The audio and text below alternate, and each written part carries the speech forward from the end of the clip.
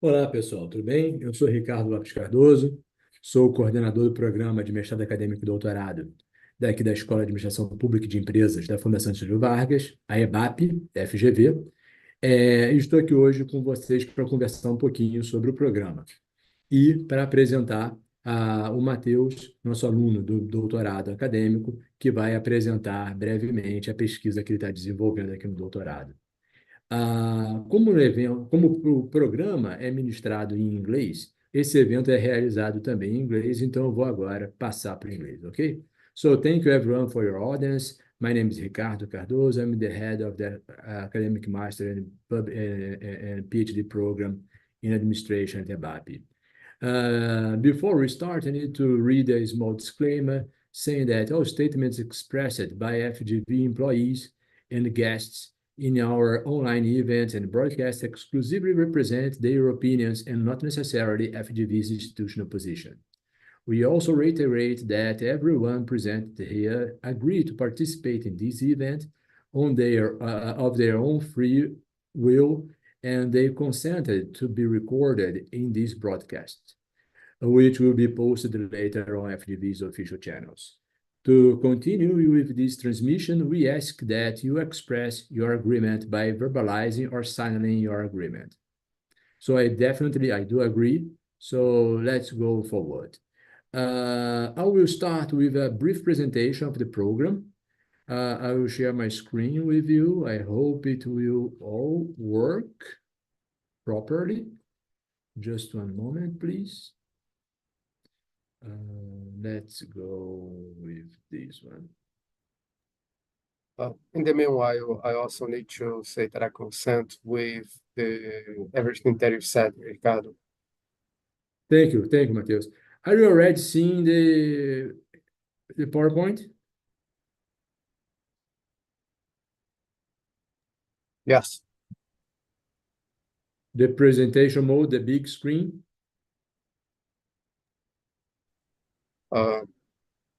The screen is divided. We can see like half of the screen. Okay, I was afraid it would happen. So let's make it easier here. Now everything gonna be all right. So, okay. I will share the screen again.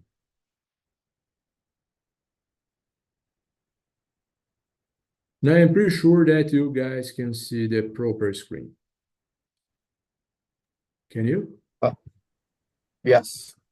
It's still black, but it's going on. It's all black. Yeah, for a while. Let's try once again.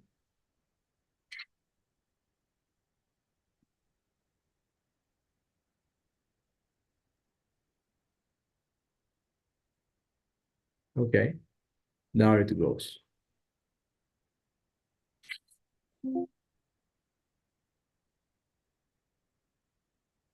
We love technology.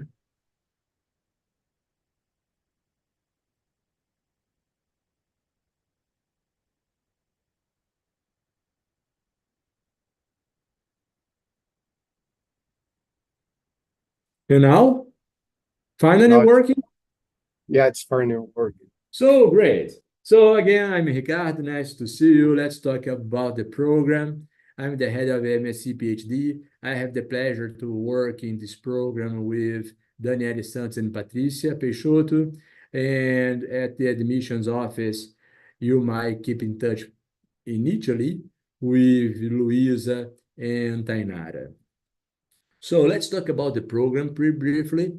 Our academic program in Public and Business Administration at EBAPE comprises the Master in Science and the PhD programs. Our school and our programs are all accredited by international associations like EQUIS, AACSB, ICAPA, and NISPA.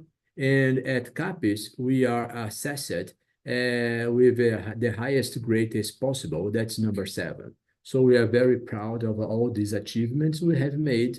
And the main purpose of the master program is to prepare students to become a PhD student in the future, either at FGV or in any other distinguished institution, either in Brazil or abroad. But of course, if you are keen to come to join our master program, but you don't intend to continue in the academic career as a researcher, no problem. You can go back to the market to work either in industry or teaching as a lecturer in colleges abroad. But if you really intend to continue your academic career, so the next step for those that conclude the master is to engage in the PhD program. And the main purpose of our PhD program is to prepare researchers. Researchers that will work either in any other university or research institution, like a think tank or proper university, same. It could be here in Brazil at FGV or abroad or any other university anywhere. When I talk to students about the program and what they like at most in our program, I get some flavor about many information that I organize in these 4 pillars. We have a renewed faculty, renewed faculty. That means that the professors, the faculty in this program, we do have a very relevant international experience. Our research is internationally oriented, both to sort out Brazilian problems of our society, but as well as problems that are concerned to human beings in different environments, not only in Brazil. And our production is published in international journals, are driven to attend to attention of an international audience. In addition to the renewed faculty, we have and we deliver a very high quality and rigorous training to our students. Our program is fully taught in English, mainly because the English is the Esperanto of research. So in order to engage with an international audience and contribute to sort relevant problems of society, we need to communicate properly in the way that academic society speaks, and that is in English. Our program is fully taught in English, but on the top of that, our program is designed for students that are dedicated full-time to the program. What do I mean by a full-time dedication to the program?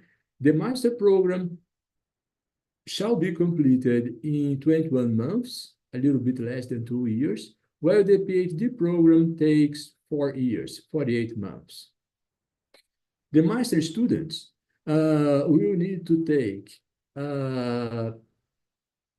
3 courses from 3 method courses like Statistics 1, Statistics 1A, 1B, and other courses that he or she chooses to take among several methodological courses that we offer, plus 4 courses from the research track the student chooses, and 5 other elective courses that can be either more method courses, more courses from the research track, or courses from other research track, or even courses from other PhD or master programs in the area of administration.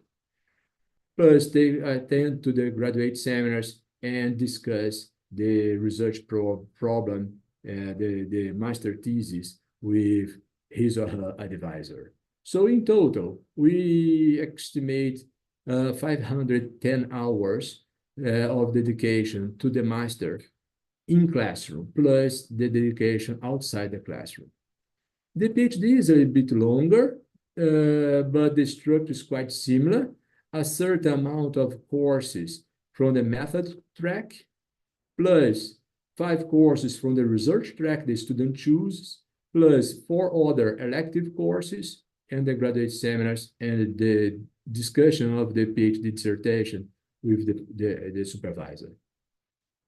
When I talk about the research tracks, It's because our program, either both master and the PhD, are organized among these four research tracks: institutions, policy, and governance, in government, behavioral and decision sciences, strategy management and organizations, and finance. These are the four research tracks that we offer in the course. You can have more information about them on our website.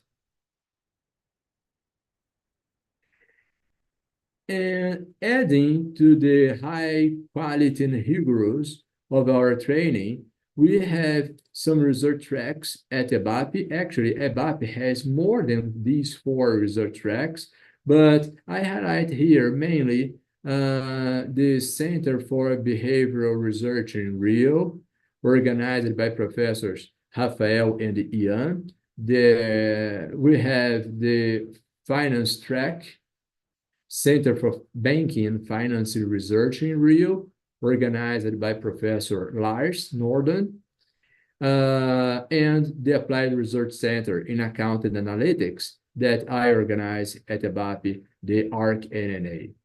We have other courses like the Centro de Excelência e Inovação em Políticas Educacionais and other research tracks at EBAPE that you can also take a look about them on our website.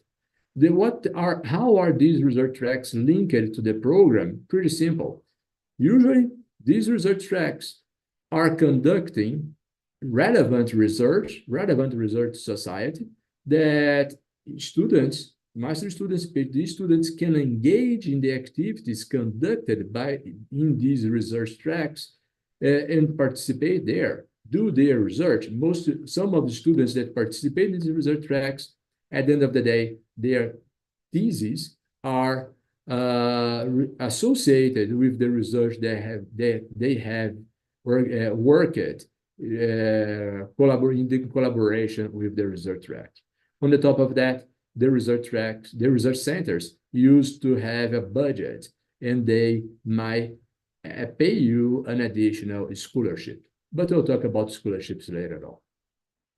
We also have an academic experience in many ways. One of them is the graduate seminars, where we invite professors from outside EBAPE to present their research ongoing, and then they discuss the research with students and many other ideas about academic life. Not only our views that you have from the professors from school, we used to receive visiting scholars frequently in the program, and the opportunity for international exchange. Usually, we focus this international exchange opportunity to PhD students because the PhD program takes 4 years, so PhD students can take all the credits during the first 2 years, and then they can move abroad to go for what we call doutorado sanduíche. But if you are a master student, and if you are really keen to get this international experience, we can talk about that. And finally, we have, but not least, we have top-notch students. I'm very proud of the students we have here. You see Matheus presenting in a few minutes. So we have, on one way, we have a very diversified group of students, both geographically, students coming from different areas of Brazil or different areas of the different countries, indeed, and also a very well diversified group of students regarding their background, their academic background. We have students from law, from administration, from economics, from accounting, from psychology, from medicine, many other areas of knowledge, the background of our students. And they are all in the same program here. And then the academic master, PhD program in business and academic, public administration. Well, at the end of the day, what do we have as a consequence of all of these that we have said? We are very proud of the placement of our alumni. Students that graduate from us, for example, it's not updated, okay? I don't have data from 23, but up to 22, we graduated 129 PhD students and 126 master students in this time window, 2010, 2022. The majority of our PhD former students are engaged in academic activities. Most of them, some of them at EBAPE, most of them in Brazil, but we also have PhD that graduated from EBAPE that are teaching and doing their research abroad, as well as we have a reasonable number of graduates from the MSc that pursued a PhD. Almost half of them. Most of them continue working with us, studying with us at EBAPE, at the EBAPE's PhD program. Some of them choose to stay in Brazil, but went to different PhD program, and a reasonable number as well went for a PhD abroad. And about the salary that they make and what do they do for a living, most of them, although those that graduated from EBAPE, are at academic career as education, the main activity. The second placement for our graduate students is the public government, public administration, public sector as a whole. And the third placement is consultancy. On average, they are very well paid. Like 40% of those that graduated from EBAPE make on average between 15 and 30 minimum wage per month, while 23% make at least 10 to 15. Now, talking about the fee and the scholarship, well, EBAPE charges a fee from students, but most of the students don't pay because we have a very relevant policy for providing scholarships to students in order that we waive them, most of them, for paying any fee here. But the point is, the scholarship is really relevant here. We pay a scholarship to almost every student. So there is a wide availability of scholarships for those approved in the program that dedicate themselves exclusively to the program. And on the top of this, you can receive an additional scholarship if on the top of your exclusive dedication to the program, you collaborate in the program, working as a teaching assistant or a research assistant to the professors in the program. Well, coming to the end, I might talk about the selection process. Our selection process for the next cohort is already open. The selection process is organized in 2 rounds. The first round is the one that we are going through right now. You can apply right now since February, and this term, this process is open until July the 20th. The interviews. We interview candidates from this selection process in August, in the beginning of August, and we might disclose the results by the end of August. So you will have between the end of August and the beginning of September to enroll in the program. But the classes will start only, sorry, it's wrong here, in January 25, not 24. Sorry, of course. But please pay attention. If you are applying for this first round, you shall take the UNPAD exam, which will take place in the end of April 28th. So you need to apply for the exam at UNPAD no later than April 11th. So you have 1 week to register yourself at UNPAD. Now, the selection process. How is it structured? We have 2 phases.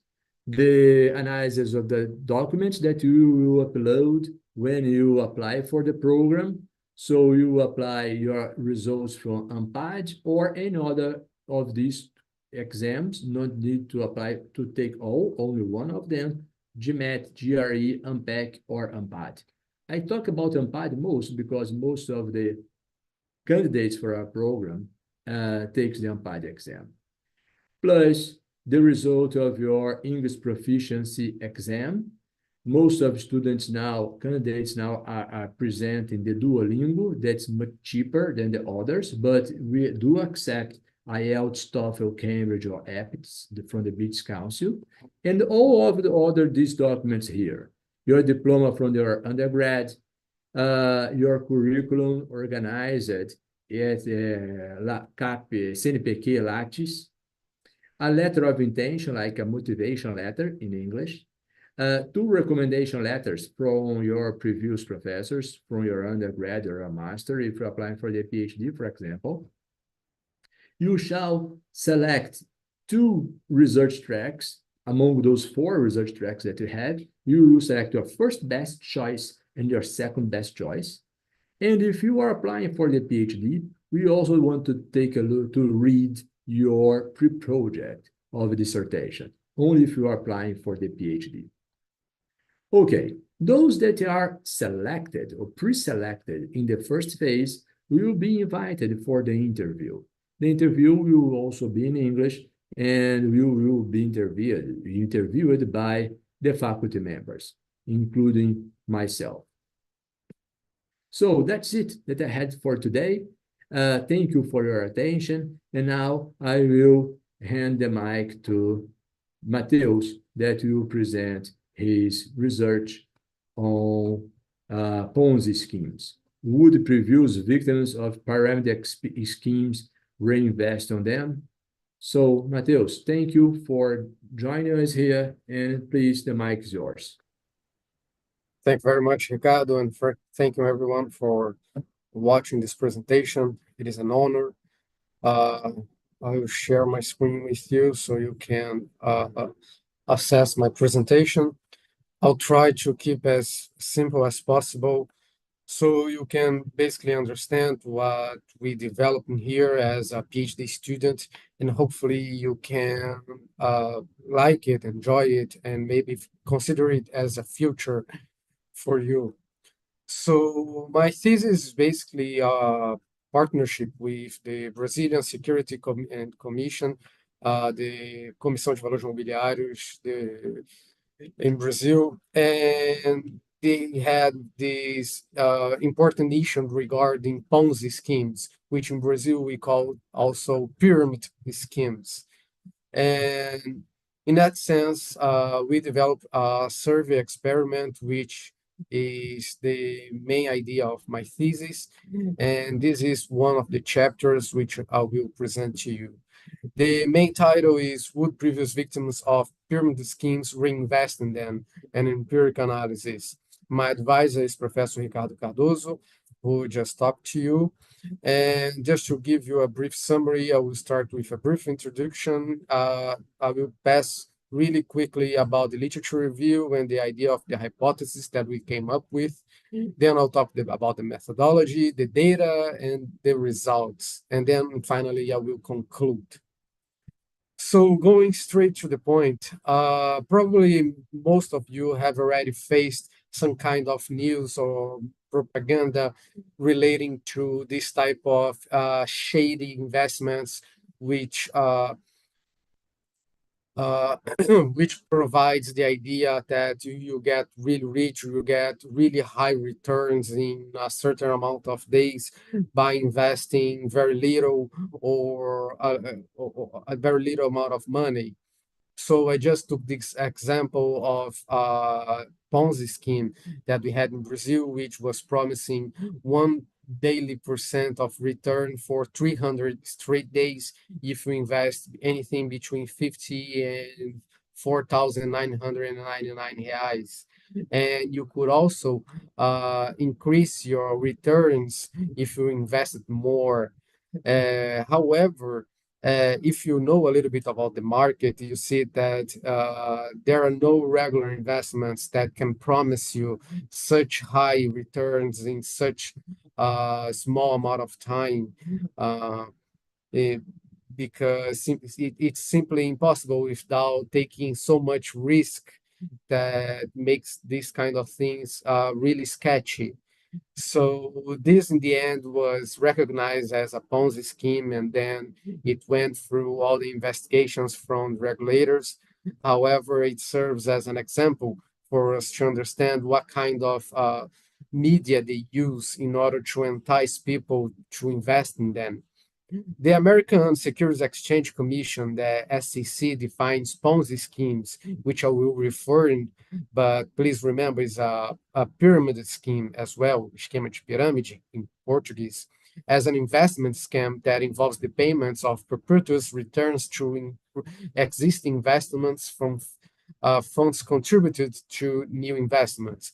Basically, you invest some money with the hope of getting returns from time to time, but instead of making the company making regular investments in the market or selling real products or whatever, they actually take the money from new investors and use that money to pay your return. So in the end, you have this cascade, which looks like a pyramid, and basically it cannot support for very long. So in the end, you have basically two ways, or you have like the main people that actually organize it, just withdrawing all investors' monies and flowing away, or you have all the police and regulators investigating it and defrauding this kind of investments. And most recently, it has gained a lot of media attention, especially after Bernie Madoff, Ponzi's case, went to the media. And just to back this information, we have this data from Ponzi Tracker, which basically they have this database with all the defrauded Ponzi schemes in the United States. And as you can see in red, this is the number of Ponzi schemes they have defrauded. Please remember, this doesn't mean that all the Ponzi that they exists, but the only ones that have been defrauded. And you can see that there is a trend of the decreasing of the number of Ponzi defrauding, which may look like the work from regulators have been really good. However, if you look into the blue line, which is the average size each Ponzi scheme has achieved, it's just skyrocketing, suggesting that despite the number of Ponzi schemes defrauded has decreased, the volume that they have achieved in the meanwhile has increased very much, suggesting that people have been investing more and more and more in them, which makes this case so intriguing, because how come such things that have been on media, a lot of people talk about and a lot of people know about its risks, still exist, because that is not something new. So several questions are raised about it, in the sense that what makes such schemes such so appealing, or how do con artists entice educated and wealthy individuals to invest in them, and so forth, so on. So in order to tackle this issue, we explore this literature that we call behavioral economics and behavioral finance, in order to understand investors' decision making under Ponzi schemes. So talking a little bit about what the work that has been done so far, we can divide it into three pieces, which is the theoretic framework, which is basically they try to come up with all the theory and mathematical modeling about Ponzi schemes in order to demonstrate how they cannot be fulfilled, and do not last very long. You also have the descriptive analysis, which they basically dissect Ponzi schemes and try to understand them a little bit better in terms of what they have done. And we have and we have the empirical analysis, which we can so far divide it into main works that have been developed. which is the first is from Hosfester, published in 2018, which they took to Colombia Ponzi schemes, and they found that the municipalities which they were more they have more attention, they have more work on, people from in that region withdrew their money from regular investments like stocks and bonds to invest on Ponzi schemes. And Hantala, that published in 2019, actually looked to defrauded Ponzi schemes in Finland and looked into the word-to-mouth spread marketing of Ponzi schemes. In his finding, he understands that most of the people that participate in Ponzi schemes actually take a more passive approach and do not propagate it, but actually a few people, mainly of their organizers, are the ones that actually spread it through word to mouth in order to gather more participants and make it grow. So looking to this new and recent published article from Haas Meinstein in 2020 that looks into risk perception, we try to understand whether risk would be a key factor when it comes to invest in Ponzi schemes. So basically, we come up with two hypotheses in order to tackle this research. The first one is basically when you have two investments that pays the same amount of money, they have the same returns, but they have different risk. You should choose the one that is less risky, as both of them offer the same return. Therefore, if we were able to manipulate how people perceive risk, would we make it possible for them to invest in Ponzi schemes? And in that sense, disregard all the characteristics that come up with Ponzi schemes and just look into the risk. So that was our first hypothesis. And the second hypothesis, we delve into this literature of past experience because we understand that training and reinforcement makes better decision making. Therefore, we should expect that if someone has the horrible experience of being a victim of Ponzi schemes, they should not reinvest in them as they had already experienced that before. So we also delve into that to try to understand whether that would actually happen. In terms of methodology, we took this approach, which we use a survey experiment. Basically, we ran a bunch of questions which individuals would answer, and we manipulated in a way that they could not perceive what we are trying to test. Therefore, we try to come up with the answers that they actually would do in real life. So we come up with 4 different scenarios which we consider Ponzi's and non-Ponzi schemes. So Ponzi schemes in the scenarios that they had that we manipulated to as Ponzi schemes, we had different characteristics that we believe that were more emphasized in Ponzi schemes, such as really above the average high returns, and also incentives to bring new people, and also graphs that emphasize how much money really above the average market you could get. And the ones that were regular investments, as you would see, that would be sold in any bank, you'd see returns that are more like what we expect in the market and less incentives to bring new investors. So that would be it would be more similar to what we see in our daily lives. So as you can see, we have 4 different graphs. The Ponzi graphs, there are these 2 in the top, and the regular investments are these 2 in the lower part. And taking from that literature that I just mentioned about risk perception, we took this approach of using graphs because this research suggests that people actually perceived risk by graph skewness and not by standard deviation, as we usually see in the finance literature.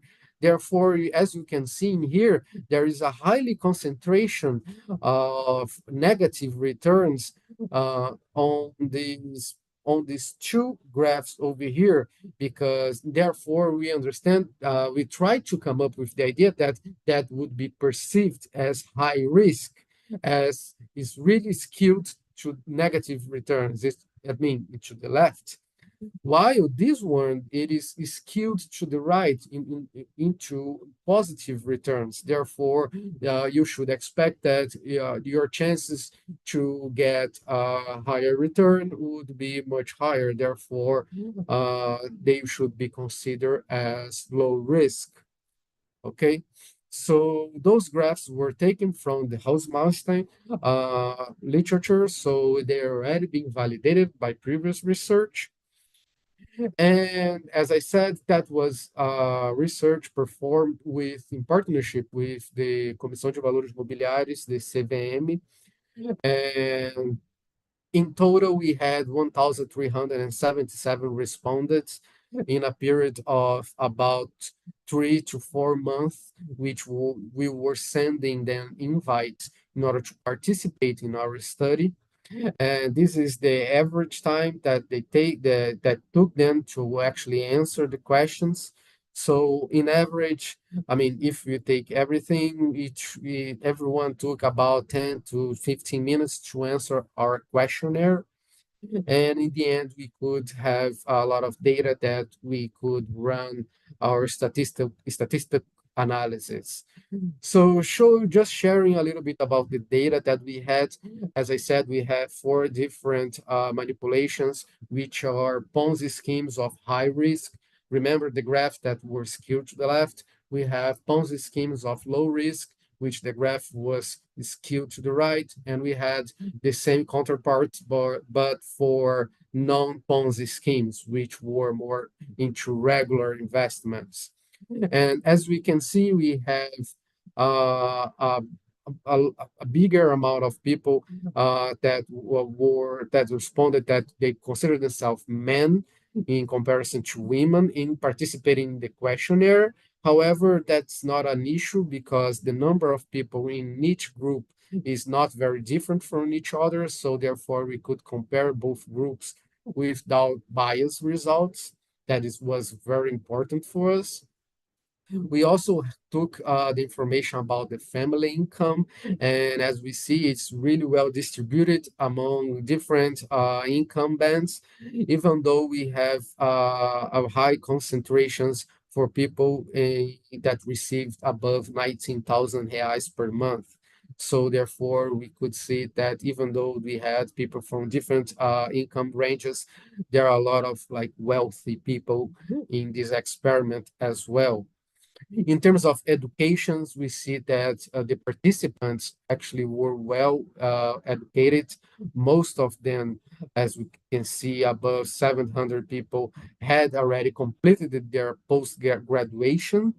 So, however, we had some people that had only college degree and a little bit fewer years of study as well. And in terms of age, the average responded age was in their 40s. So we had everything make sense in overall in terms of our data. And most importantly, among each manipulation, it is really similar. We do not see a lot of people responded in this manipulation and fewer in here because we took the approach of randomizing people into being one of those 4 manipulations. Therefore, everyone had the same opportunity to get into each manipulation and therefore make this unbiased as possible. In terms of methodology, I won't go too much in depth in it, but just for you to understand how we work in here, to test my first hypothesis, I basically took this variable risk, which I manipulated, as we saw previously, as being high and low risk, and the variable Ponzi, which could be investment that had Ponzi characteristics and an investment that didn't have as those Ponzi characteristics and interacted between them. And then what I wanted to see, my dependent variable, what we call it, was the willingness to invest. Therefore, I wanted to see whether people that were assigned to the Ponzi manipulations, but it was manipulated to be perceived as low risk, would that affect their willingness to invest in the investment presented to them? And my second hypothesis, I took the variable victim, which was assigned where people actually said that they were victim or not, and therefore try to understand whether risk would also be an important variable when it comes to invest in Ponzi schemes, being a victim or not a victim. Going straight to the results, I will show mainly the graphs, so I won't show you the tables with a bunch of numbers that it's really hard to assess. But the main idea from the first hypothesis, as we can see here, is that we have in here the high risk investments and the low risk investments, and Ponzi and non-Ponzi. And basically, as we see from these first three bars over here, they are not statistically different from each other, even though they have different means and therefore they are in different heights. As we can see in here, the confidence interval overlaps from each other. And therefore, I cannot say that statistically speaking, they are different from each other. But when we see from regular investments or non-Ponzi investments, when they are presented as low risk, people are more willing to invest. Therefore, when we compare regular investments of high risks, this one over here, the second one, and this low risk of regular investments, we do see this difference because the confidence interval does not overlap, and therefore I can say that they are both different, which makes totally sense. If we have regular investments, say a bond, which both have the same returns, but one is riskier than the other, of course, I will be more willing to invest the one that is less risky. However, which we come up with is a new understanding suggesting that risk actually does not change the behavior of Ponzi, willingness to invest in Ponzi schemes. Therefore, while risk is relevant when it comes to regular investments, when it talks about Ponzi schemes, it is irrelevant. We understand that because as Ponzi schemes already comes with risk associated with it. Therefore, the additional idea of selling that there is low or high risk would not matter for the average people. Therefore, is not statistically significant. And that's really new to the literature, as no one has ever looked into that. Going directly to the second hypothesis, where we compare only the individuals that were victims to non-victims under the scenario of Ponzi schemes, we found also pretty interesting results. As we can see over here, the one in brown are the ones that are victims that were previous victims of Ponzi schemes, and the ones in black are the ones that were not victims. And when we sell a Ponzi schemes with the idea that it has low risk, they are pretty similar. Therefore, being a victim or not a victim, they would be really similar in terms of being willing to invest. However, when we manipulate the perception of risk of being high, previous victims actually would invest more than not non-victims. And that is something that we didn't actually expect it, based on the idea that if I had the bad experience of being a victim, I would not be willing to invest in it again. However, as we see over here, they would still invest in them. So we still need to understand a little bit better why are the reasons why victims would continue to invest in them.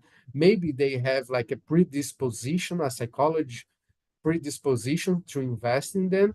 However, we actually already see the effect of victims actually investing in reinvesting Ponzi schemes when it is manipulated to be perceived as high risk. And we are understanding this idea as maybe the idea of high risk. The higher the risk, the higher the returns. Therefore, if a previous victim seen investments as being high risk, they might be expecting that it should be they should get a higher return for that.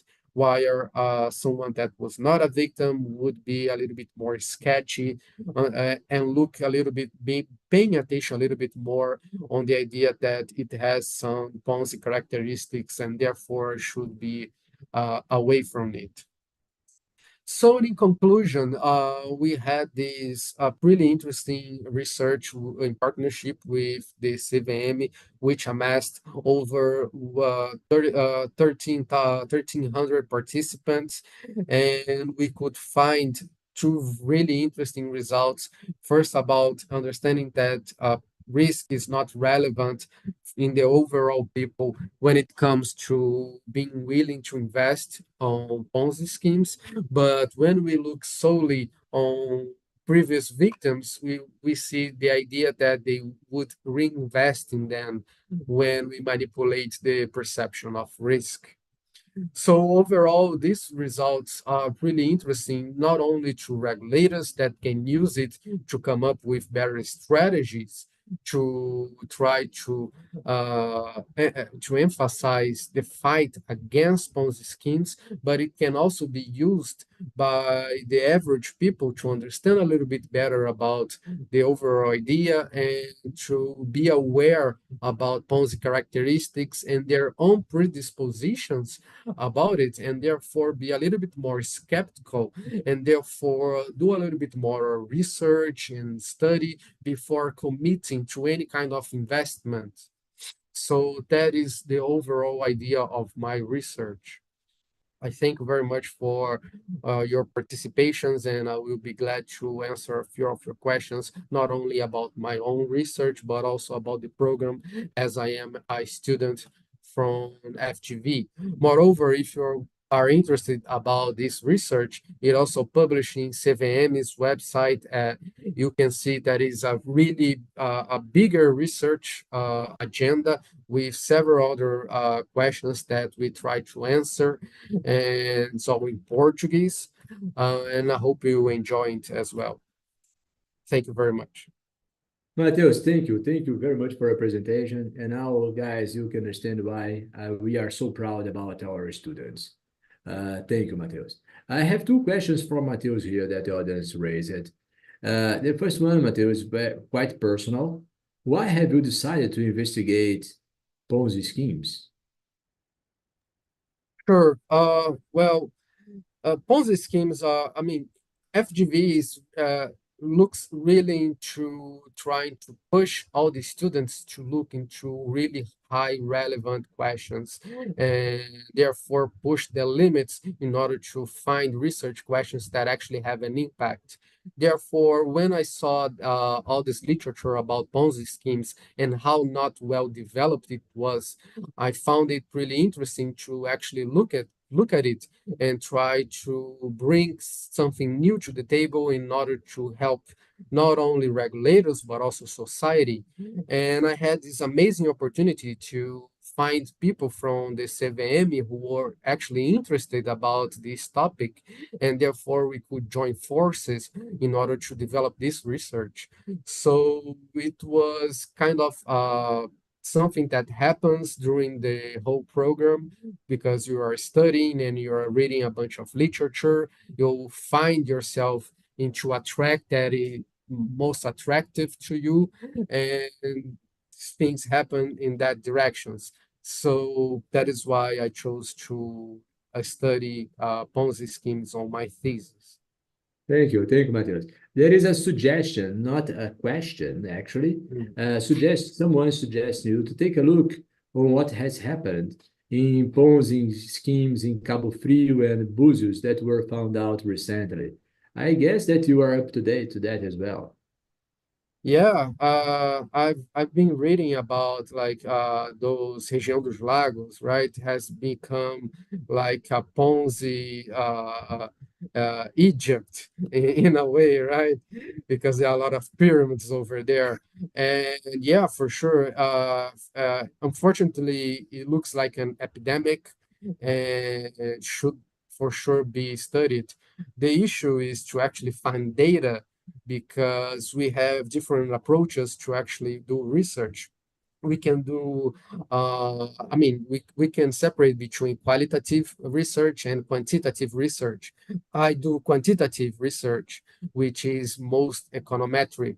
And among the quantitative research, we have different setups. We could do survey, as we did over here, but we can do also archival, which is taking data that exists and then running regressions, looking through exogenous shocks, and try to come up with a setup which we can actually disentangle different variables and actually look into causal relationship into variables.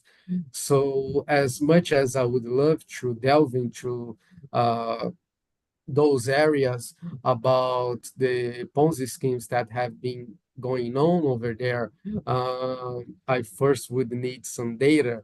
But for sure, it's a really good suggestion, which I will keep in mind if I ever find public data on the investors and everything else. I would for sure would love to look into that and come up with new research questions. But thank you very much for your suggestion.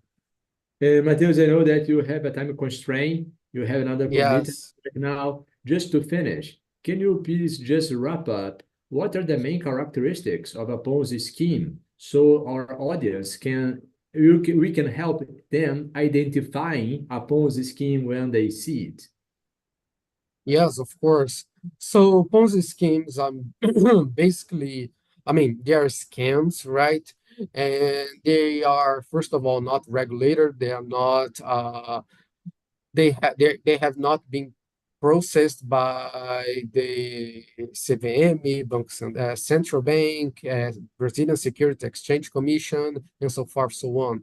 So the first thing that you should do before you even consider investing money on a company should be to research about the company and see whether it is registered in the correct regulators. Secondly, you should look into about the whole idea. How do they make money? How are they selling these? They are just promising extremely high returns out of the blue, or saying that they are investing in bitcoins or so forth, so on. It's really important to understand that this type of investments, they try to entice new investors by looking to what is trendy right now. I can give you an example of what they used to do back in the 1990s, because we in Brazil we say pyramid schemes, right? But in English they use the word Ponzi schemes. And why it is Ponzi? Because that was the name of the guy that made all these scam popularized in United States back in 1990s. If you look it up, I don't remember his first name, but his last name was Ponzi, and he used to sell to his investors that back then he was making money by trading off mailing stamps, by making arbitrage, by buying stamps from somewhere else and selling them on a profit. So back then we didn't have the internet and we didn't have Bitcoin. So the best thing that the best storyline that he could sell to his investors was that he was making money about mail stamps. Right now, we have this new trend on this new idea of Bitcoin, cryptocurrency, and so forth, so on. And people use that I remember that 10 years ago, 15 years ago, people were using about GPS was not as much used in their cell phones as they used to be. So if you want to have a GPS to drive your car, you have to buy your own GPS. So I remember that once someone told me about this Ponzi scheme that they were promising that all the money used to be was used to buy GPS to then be loaded to taxi drivers, and the taxi drivers would pay a fee to use that GPS. However, that doesn't make sense at all. So I mean, that is also really important to understand the business before you actually commit to it. And finally, look into the returns about it, because every investment, doesn't matter what, doesn't matter which, has its risk. Of course, they have different ranges of risk. If you want to go to the least risk, less risk is one would be for sure buy public bonds. However, if you want to go to the stock market, there will be a higher risk and, of course, the promise of a higher return. Nonetheless, you should be aware of that and research, study before you actually delve into that, because you can, even though you can make some money, you can lose a lot more if you do not know what you're doing. Therefore, those are the main features that I suggest that you do before you even commit to any kind of investments, and be aware of Ponzi schemes. Thank you. Thank you indeed, Matheus. Thank you for your time, Thank your presentation, very interesting research. So just to finish our session today, I will also answer some questions based on the presentation I made about the program. One of the questions I received was, what's the academic background that the candidates might have? And Matheus, can you help me here? We have students from many different areas. So my answer to this question is, there is no specification about any background from our students. You can come from any area of knowledge. Since you have an undergrad diploma, you are a potential candidate for the master. Can If you I talk can about just, your experience with the diversity of the areas yep. of your students in your cohort? Yeah, of course. My bachelor's degree is in business administration and accountancy. So and therefore I went to the finance track. However, I've met people from several other tracks. I had friends that graduated from the PhD that had history background, medicine, and I even had the pleasure to meet fellow PhD students that is now a professor, that he used to be a jet pilot for the Brazilian Air Force. Therefore, we have like a really range of people coming from different backgrounds, different universities. So please don't be like shy from the idea that we only accept from high-ranked universities. I myself do not consider coming from one of the top-notch universities in Brazil, and I was able to work really hard to get in here. Therefore, it is possible. I mean, if you are willing to study very hard, to commit yourself to the high level that EBAPE requires to the students, you are completely eligible to apply and have a good career in here. Thank you. Another question is regarding the amount, the value, the amount of money that we pay as for a scholarship. So the scholarship for master students is 2,100 reais per month, while the scholarship for PhD students is 3,100 reais per month. But on the top of these scholarships that you will receive from CAPES or CNPq, you have the opportunity to receive an additional scholarship from EBAPE if you work as a teaching assistant or a research assistant. So, Matheus, can you tell a little bit about your experience working as a research assistant or a teaching assistant and receive an additional scholarship here? Yes, so EBAPE actually pays the scholarship for students, and it is important to say that that value is net. so there's no taxes involved. So you receive the 2,000, 3,000, depending if you're a master or PhD student. Directly, there will be no taxes involved, and you can also apply for other positions as teaching assistant, which can provide you an additional scholarship for a certain amount of time, and there are other opportunities. I myself, Professor Ricardo, discussed briefly in the beginning of the presentation about the research centers that we have in here. I myself work as the manager of the Center for Bank and Finance Research in Rio, which get additional scholarship. And I also had the experience to work with international professors and also to organize international conferences as well. Professor Ricardo has already paid me scholarship, additional scholarship as well for being his research assistant.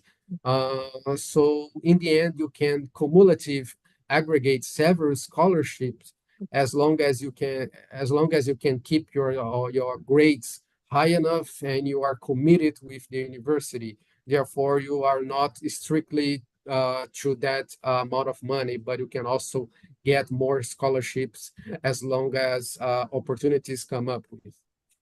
And you deliver what you promised to deliver, of course. Yeah, and you have to deliver, yeah. Sure, please. And finally, the students, someone is asking here where the course take place, so EBAPE is situated in Rio de Janeiro. FGV has three campi, one in São Paulo, one in Brazil, and one in Rio.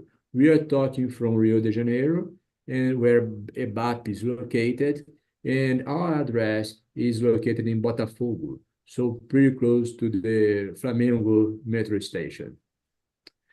It's also important please. to notice that EBAPE's building is pretty new. So when you come studying EBAPE, you see like the top-notch everything, like the classrooms, the data show, everything will be like top-notch in any kind. So you have the biggest experience, the best experience in terms of tools that the university will provide to you.